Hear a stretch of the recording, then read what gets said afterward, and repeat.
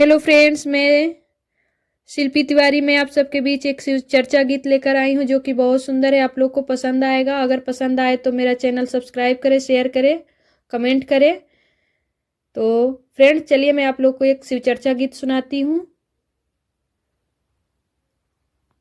भैया शिव के गुरु बना ली, जन जन के गुरु हाई। भैया शिव के गुरु बना ली, जन जन के गुरु हाई।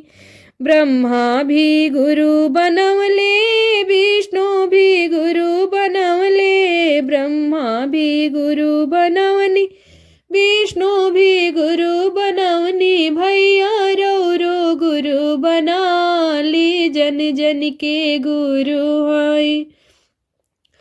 बहना रो गुरु बना ली, जन जन के गुरु हाय। भैया शिव के गुरु बना ली, जन जन के गुरु हाय।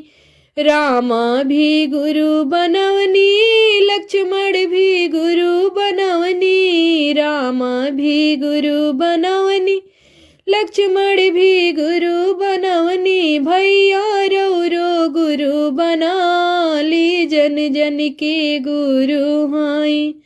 भैया शिव के गुरु बना ली, जन जन के गुरु हाय। बहना शिव के गुरु बना ली, जन जन के गुरु हाय। ऋषि भी गुरु बनवले, मुनि भी गुरु बनवले। शिवाय के गुरु बना के गुरु से ज्ञान पवले। भैया रो ज्ञान पाली, उत ज्ञान के दाता हाय। भैया रो ज्ञान पाली, उत ज्ञान के दाता हाय। बहन रो ज्ञान पाली, उत ज्ञान के सागर हाय। भैया शिव के गुरु बना ली, जन जन के गुरु हाय।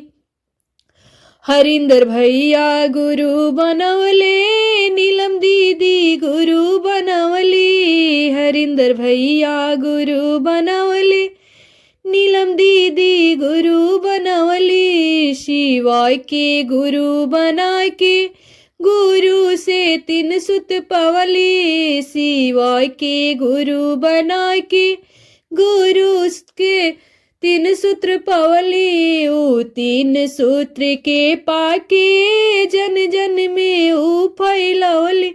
भैया रो 3 सूत्र पाली, उत ज्ञान के दाता हाय। बहना रो 3 सूत्र पाली, उत ज्ञान के सागर हाय। भैया शिव के गुरु बना ली, जन जन के गुरु हाय। भैया शिव के गुरु बना ली, जन जन के गुरु हाय। बहना शिव के गुरु बना ली, जन जन के गुरु हाय।